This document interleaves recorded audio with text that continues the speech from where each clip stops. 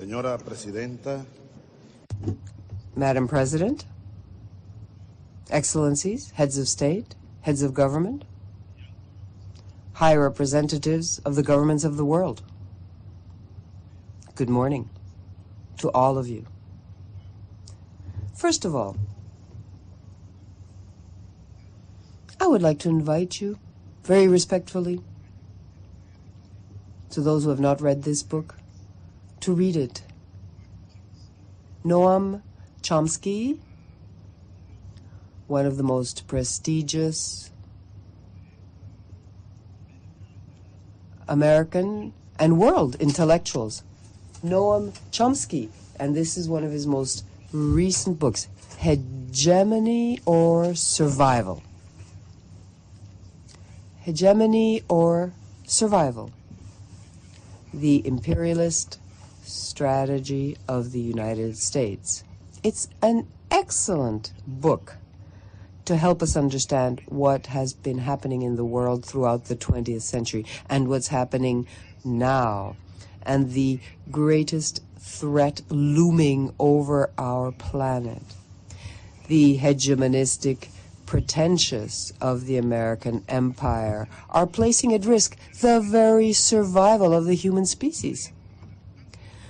We continue to warn you about this danger, and we appeal to the people of the United States and the world to halt this threat, which is like a sword hanging over our heads.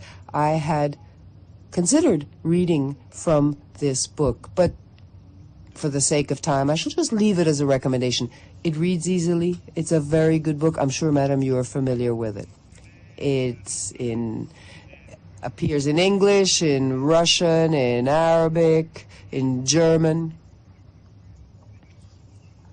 I think that the first people who should read this book are our brothers and sisters in the United States, because their threat is in their own house. The devil is right at home. The devil himself is right in the house. And the devil came here yesterday. Yesterday, the devil came here.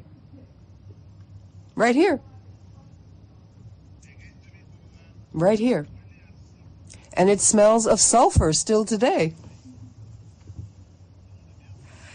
This table that I am now standing in front of. Yesterday, ladies and gentlemen, from this rostrum, the President of the United States, the gentleman to whom I refer as the devil, came here, talking as if he owned the world. Truly, as the owner of the world. I think we could call a psychiatrist to analyze yesterday's statement made by the President of the United States. As the spokesman of imperialism, he came to share his nostrums,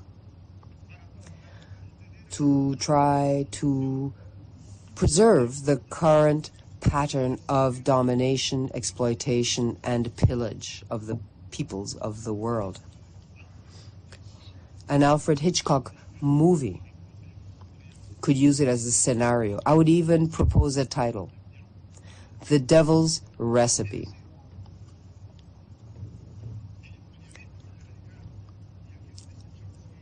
As Chomsky says here clearly and in depth, the American empire is doing all it can to consolidate its hegemonistic system of domination, and we cannot allow them to do that. We cannot allow world dictatorship to be consolidated.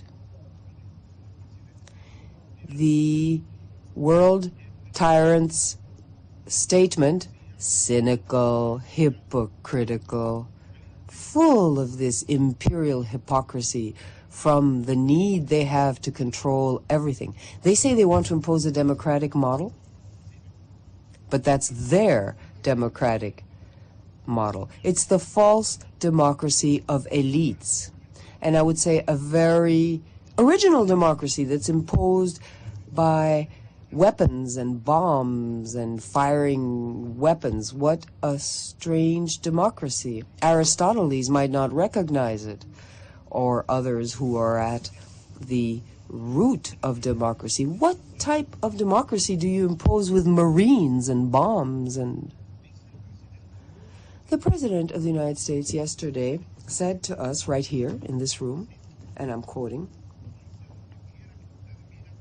"Anywhere you look, you hear extremists telling you you can escape from poverty and recover your dignity through violence, terror, and martyrdom." Wherever he looks, he sees extremists. And you, my brother, he looks at your color and he says, "Oh, there's an extremist." Evo Morales, the worthy president of Bolivia, looks like an extremist to him.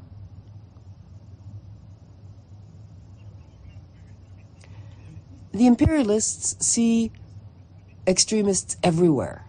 It's not that we are extremists, it's that the world is waking up. It's waking up all over, and people are standing up. I have the feeling, dear world dictator, that you are going to live the rest of your days as a nightmare, because the rest of us are standing up. All those of us who are rising up against American imperialism, who are shouting for equality, for respect, for the sovereignty of nations. Yes, you can call us extremists, but we are rising up against the empire, against the model of domination. The president then, and this he said himself, he said, "I have come to speak directly to the populations in the Middle East to tell them that my country wants peace." That's true. If we walk in the streets of the Bronx, if we walk around New York, Washington, San Diego, in any city, San Antonio, San Francisco, and we ask individuals, the citizens of the United States, what does this country want? Does it want peace? They'll say yes, but the government doesn't want peace. The government of the United States doesn't want peace. It wants to exploit its system of exploitation, of pillage, of hegemony, through war. It wants peace. Well, what's happening in Iraq? What happened in Lebanon? Palestine? What's happening? What's happened over the last 100 years in Latin America and in the world? And now threatening Venezuela. New threats against Venezuela, against Iran. He spoke to the people of Lebanon. Many of you, he said, have seen how your homes and communities were caught in the crossfire. How cynical can you get? What a capacity to lie, shamefacedly. The bombs in Beirut, with millimetric precision? This is crossfire? He's thinking of a Western, when people would shoot from the hip and somebody would be caught in the crossfire. This is a imperialist fire, fascist, assassin, genocidal. The empire and Israel firing on the people of Palestine and Lebanon. That is what happened. And now we hear we're suffering because we see the homes destroyed. The President of the United States came to talk to the peoples of the world. He came to say, I brought some documents with me because this morning I was reading some statements and I see that he talked to the people of Afghanistan, the people of Lebanon, the people of Iran. And he addressed all these peoples directly, and you can wonder, just as the President of the United States addresses those peoples of the world, what would those peoples of the world tell him if they were given the floor? What would they have to say? And I think I have some inkling of what the peoples of the South, the oppressed people, think. They would say, Yankee imperialist, go home. I think that is what those people would say if they were given the microphone and if they could speak with one voice to the American imperialists. And that is why, Madam President, my colleagues, my friends, last year we came here to this same hall as we have been doing for the past 8 years, and we said something that has now been confirmed, fully confirmed. I don't think anybody in this room could defend the system. Let's accept, let's be honest. The UN system born after the Second World War collapsed. It's worthless. Oh yes, it's good to bring us together once a year, see each other, make statements, and prepare all kinds of long documents and listen to good speeches like Evo's yesterday's or President Lula's. Yes, it's good for that. And there are a lot of speeches, and we've heard lots, and the President of Sri Lanka, for instance, and the President of Chile. But we, the Assembly, have been turned into a merely deliberative organ. We have no power to make any impact on the terrible situation in the world. And that is why Venezuela once again proposes here today, 20 September, that we re-establish the United Nations. Last year, Madam, we made 4 modest proposals that we felt to be crucially important. We have to assume these responsibilities, our heads of state, our ambassadors, our representatives, and we have to discuss these. The first is expansion, and Lula talked about this yesterday right here, the Security Council, both as regards permanent and non-permanent categories. New developing countries and LDCs must be given access as new permanent members. That's step 1. Second, effective methods to address and resolve world conflicts, transparent debates, transparent decision-making. Point 3, the immediate suppression, and that is something everyone's calling for, of the anti-democratic mechanism known as the veto. The veto on decisions of the Security Council. Let me give you a recent example. The immoral veto of the United States allowed the Israelis with impunity to destroy Lebanon, right in front of all of us, as we stood there watching. A resolution in the Council was prevented. Fourthly, we have to strengthen, as we've always said, the role, the powers of the Secretary General of the United Nations. Yesterday, the Secretary General practically gave us a speech of farewell, and he recognized that over the last 10 years, things have just gotten more complicated. Hunger, poverty, violence, human rights violations have just worsened. That is the tremendous consequence of the collapse of the United Nations system and American hegemonistic pretensions. Madam, Venezuela a few years ago decided to wage this battle within the United Nations by recognizing the United Nations as members of it that we are and lending it our voice, our thinking. Our voice is an independent voice to represent the dignity and the search for peace and the reformulation of the international system, to denounce persecution and aggression of hegemonistic forces in the planet. This is how Venezuela has presented itself. Bolivar's home has sought a non-permanent seat on the Security Council. Let's see. Well, there's been an open attack by the U.S. government, an immoral attack to try and prevent Venezuela from being freely elected to a post in the Security Council. The Imperium is afraid of truth, is afraid of independent voices. It calls us extremists, but they are the extremists. And I would like to thank all the countries that have kindly announced their support for Venezuela, even though the ballot is a secret one and there's no need to announce things. But since the Imperium has attacked openly, this strengthened the convictions of many countries, and their support strengthens us. Mercosur, as a bloc, has expressed its support. Our brothers in Mercosur, Venezuela, with Brazil, Argentina, Paraguay, Uruguay, is a full member of Mercosur, and many other Latin American countries, CARICOM, Bolivia, have expressed their support for Venezuela. The Arab League,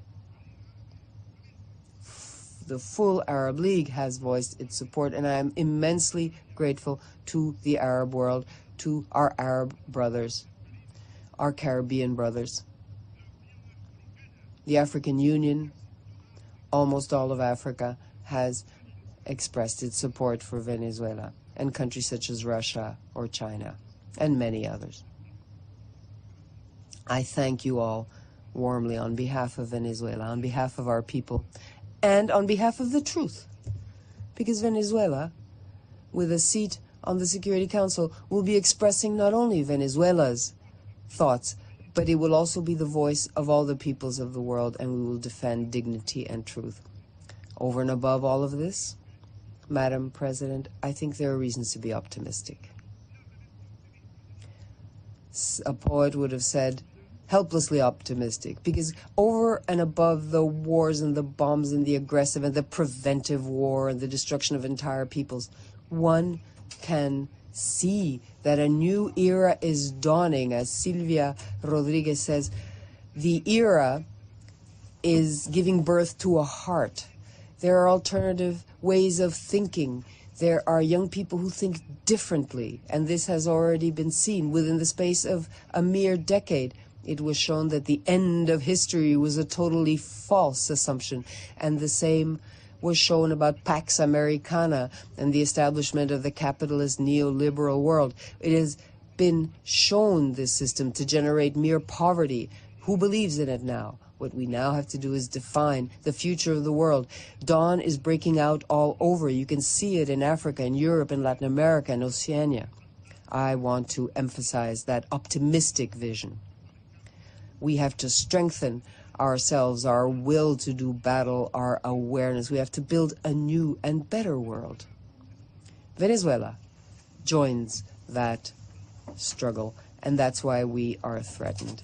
The U.S. has already planned, financed, and set in motion a coup in Venezuela, and it continues to support coup attempts in Venezuela and elsewhere. President Michelle Bachelet reminded us just a moment ago the horrendous assassination of the former Foreign Minister Orlando Letelier. And I would just add one thing. Those who perpetrated this crime are free. And that other event where an American citizen also died were Americans themselves. They were CIA killers, terrorists. And we must recall in this room that in just a few days there will be another anniversary. 30 years will have passed from this other horrendous terrorist attack on the Cuban plane where 73 innocents died, a Cubana de Aviación airliner. And where is the biggest terrorist of this continent who took the responsibility for blowing up the plane? He spent a few years in jail in Venezuela thanks to CIA and then government officials. He was allowed to escape, and he lives here in this country, protected by the government, and he was convicted. He has confessed to his crime, but the U.S. government has double standards. It protects terrorism when it wants to, and this is to say that Venezuela is fully committed to combating terrorism and violence and we are one of the peoples who are fighting for peace. Luis Posada Carriles is the name of that terrorist who is protected here. And other tremendously corrupt people who escaped from Venezuela are also living here under protection. A group that bombed various embassies, that assassinated people during the coup. They kidnapped me and they were going to kill me, but I think God reached down and our people came out into the streets and the army was true. And so I'm here today. But these people who led that coup are here today in this country protected by the American government. And I accuse the American government of protecting terrorists and of having a completely cynical discourse. We mentioned Cuba. Yes, we were just there a few days ago. We just came from there, happily. And there you see another era born. The Summit of the 15, the Summit of the Non-Aligned, adopted a historic resolution. This is the outcome document. Don't worry, I'm not going to read it. But you have a whole set of resolutions here that were adopted after open debate in a transparent manner. More than 50 heads of state. Havana was the capital of the South for a few weeks, and we have now launched once again the group of the non-aligned with new momentum. And is there anything I could ask all of you here, my companions, my brothers and sisters? It is to please lend your goodwill, to lend momentum to the non-aligned movement for the birth of the new era, to prevent hegemony and to prevent further advances of imperialism. And as you know, Fidel Castro is the president of the non-aligned for the next 3 years, and we can trust him to lead the charge very efficiently. If, unfortunately, they thought, oh, Fidel was going to die, but they're going to be disappointed because he didn't, and he's not only alive, he's back in his green fatigues, and he's now presiding the non-aligned. So, my dear colleagues, Madam President, a new strong movement has been born, a movement of the South. We are men and women of the South. With this document, with these ideas, with these criticisms, I'm now closing my file. I'm taking the book with me, and don't forget, I'm recommending it very warmly and very humbly to all of you. We want ideas to save our planet, to save the planet from the imperialist threat. And hopefully, in this very century, in not too long a time, we will see this. We will see this new era, and for our children and our grandchildren, a world of peace based on the fundamental principles of the United Nations, but a renewed United Nations. And maybe we have to change location. Maybe we have to put the United Nations somewhere else, maybe a city of the South. We've proposed Venezuela.